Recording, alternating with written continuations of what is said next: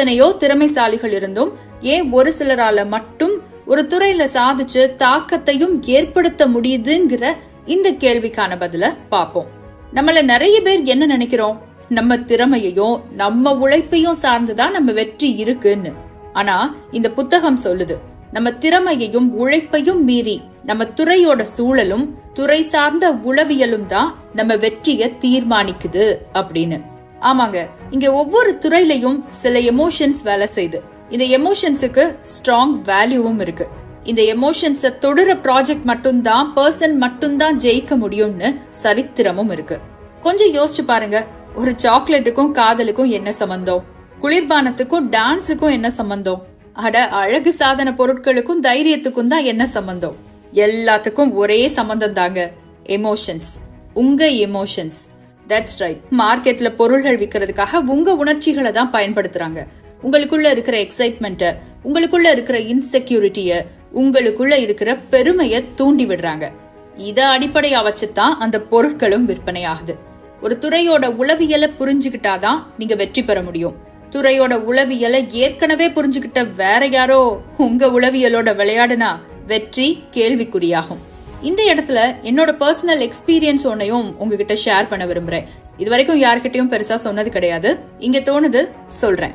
நான் 10ஆவதுல 12ஆவதுல காலேஜ்ல எல்லாத்துலயும் என்னோடது 96%. அதுக்குன்னு மனப்பாடம் பண்ணியோ புரிஞ்சிக்காமலோ படிக்கிற கோஷ்டி கிடையாது. அரசு பள்ளியில படிச்சு என்ட்ரன்ஸ் எழுதி மெரிட்ல மட்டும்தான் காலேஜ்லயே சேர்ந்தேன். ஆனா நான் சேர்ந்த என்னோட முதல் கம்பெனில முதல் 5 மாதத்துல எனக்கு கிடைச்ச பேர் என்ன தெரியுமா? அதுல ஃபிட் ஆகுற அளவுக்கு எனக்கு திறமை இல்லையா. எவ்வளவோ முயற்சி பண்ணியும் எந்த பிரயோஜனமும் இல்ல. அப்புறம் ஒரு நாள் எனக்கு ஒரு விஷயம் புரிஞ்சுது. இங்க திறமைய விட உழைப்பை விட பாலிடிக்ஸ் தான் முக்கியமான ரோல் பிளே பண்ணுதுன்னு. அவங்க விளையாடின மைண்ட் கேம்ல, ஹைரார்கி கேம்ல என்னோட எல்லா ஸ்கில்ஸும் தவிடுபொடி ஆயிருச்சுன்னு. அதுக்குன்னு என்னால அது மாதிரி எல்லாம் பண்ண முடியாது. ஆனா ஒண்ணு மட்டும் பண்ணனேன், அந்த சூழலை புரிஞ்சுக்க ஆரம்பிச்சேன். கழுவுற மீன்ல நழுவுற மீனா இருக்க ஆரம்பிச்சேன். ஓரளவுக்கு சமாளிச்சு எந்த இடத்துல தட்ட நினைச்சாங்களோ அந்த இடத்துலயே கால் ஊனிட்டேன், சில நல்ல மனிதர்களோட உதவியோட. பட் சப்போஸ் அந்த மனிதர்களின் உதவி கிடைக்காம போயிருந்தா, அந்த சூழல் புரியாமலே போயிருந்தா என்ன ஆகிருக்கும் தெரியல. அப்போ என் மனசுல இருந்த நிறைய கேள்விகளுக்கு இப்போ 15 வருஷம் கழிச்சு இந்த புத்தகத்துலதான் எனக்கு பதில் கிடைச்சிருக்கு. சரி, வாங்க பார்க்கலாம். ஒரு சூழலை எப்படி உங்களுக்கு சாதகமா மாத்துறது, உங்களுக்கு பாதகமான சூழல்ல எப்படி தப்பிச்சுக்கிறது. முதல்ல பாதகமான சூழலை கையாள்வது எப்படி. 1, யாருக்கும் விளக்கம் கொடுக்காதீங்க, யார் கூடயும் தர்க்கம் பண்ணாதீங்க. நீங்க விளக்கம் கொடுத்துக்கிட்டே தர்க்கம் பண்ணிக்கிட்டே இருந்தா அதை மட்டும்தான் செய்ய முடியும், வேலையை செய்ய முடியாது. எந்த துறையில வேணாலும் பாருங்களேன், பெரிய ஆளா இருக்கிற யார்கிட்டையும் விளக்கம் கொடுக்கிற பழக்கமும் இருக்காது, தர்க்கம் பண்ற பழக்கமும் இருக்காது. 2, ஒருவேளை நீங்க ஒரு துறையில முயற்சி செய்து அந்த துறையில அதிகமான காம்படிஷன் இருக்கு அப்படின்னா, உங்களை விட நிறைய பேர் ஏற்கனவே நல்லா பண்ணிட்டு இருக்காங்க அப்படின்னா அதை பார்த்து நீங்க பயப்பட வேண்டிய அவசியம் இல்லை. ஏன்னா நீங்க செய்ய நினைக்கிறது உங்களுக்கு ரொம்ப பிடிச்ச ஒரு விஷயமா இருக்குன்னா நிச்சயமா உங்ககிட்ட ஒரு தனித்தன்மை இருக்கும், தனித்துவம் இருக்கும். அந்த தனித்துவமும் தனித்தன்மையும் உங்களை ரொம்ப தூரம் கூட்டிட்டு போகும்.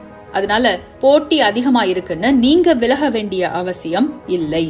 3, ஒரு துறையில நின்னு நீங்க சாதிக்க விரும்பினா முதல்ல எதிர்மறை விமர்சனங்களை கையாள பழகுங்க. எதிர்மறையான விமர்சனம் எது, உங்களை செதுக்குற விமர்சனம் எதுன்னு பிரிச்சு பார்க்க பழகுங்க. ஒருவேளை ஒருத்தர் விமர்சனம் செஞ்சு அதுக்கு ஏத்த மாதிரி நீங்க மாத்திக்கிட்டு அந்த மாற்றம் உங்களுக்கு நல்லதை தந்ததுன்னு வைங்க, அதுதான் உங்களை செதுக்குற விமர்சனம். ஒருத்தங்க சொல்ற விமர்சனத்துக்கு உங்க பக்கத்துல இருந்து எந்த மாற்றமும் செய்ய முடியாதுன்னா, மாற்றம் செஞ்சா கூட அதனால பிரயோஜனமே இல்லைன்னா அது உங்களை சிதைக்கிற விமர்சனம். செதுக்கிற விமர்சனங்களை எடுத்துக்கோங்க, சிதைக்கிற விமர்சனங்களை புதைச்சுக்கோங்க. ஆக மொத்தத்துல எதிர்மறை விமர்சனங்களை சரியா கையாளுங்க. சரி, ரைட். இப்போ 3 மாற்றங்கள் பார்த்தோம். இந்த 3ஐயும் செஞ்சா உங்க உளவியலோட விளையாடுறவங்க கிட்ட இருந்து நீங்க ஜெயிச்சு மேல வந்துட முடியும்னு பார்த்தோம்.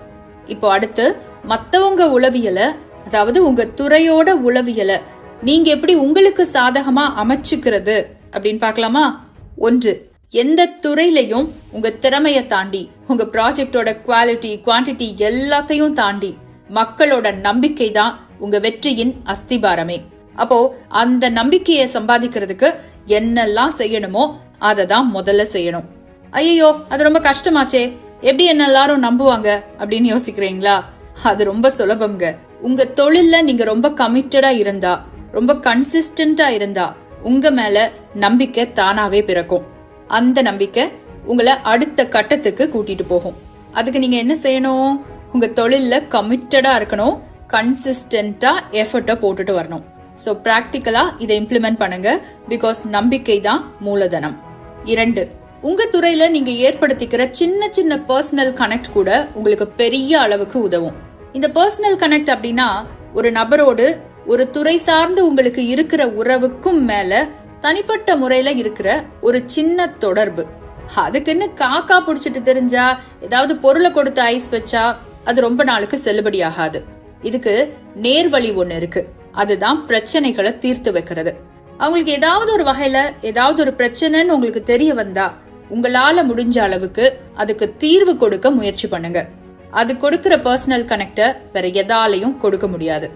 3, உங்க மேல நீங்களே உருவாக்கிக்கிற நன்மதிப்பு தான் உங்க துறையில உங்களை முன்னாடி கொண்டு போய் நிறுத்தும். அப்படின்னா ஏதாவது விளம்பரம் பண்ணுனா, ஃபால்ஸ் ப்ரொபகேண்டா பண்ணினாலே போதுமே அப்படின்னு நீங்க யோசிக்கலாம். இந்த விளம்பரங்கள், ஃபால்ஸ் ப்ரொபகேண்டாலாம் ரொம்ப நாளைக்கு வேலைக்கு ஆகாதுங்க. ஒருவேளை ஆரம்பத்துல ஒர்க் அவுட் ஆகிற மாதிரி தோணுனா கூட எங்கேயாவது கொண்டு போய் கவுத்து விட்டுடும். ஆனா உங்ககிட்ட இருக்கிற அடிப்படையான குணங்கள், அடிப்படையான இயல்புகள் உங்களை ஒரு காலம் கைவிடாது. அதனால இந்த நன்மதிப்பை உங்களோட இயல்புகளால, பழக்கங்களால சம்பாதிக்க பாருங்க.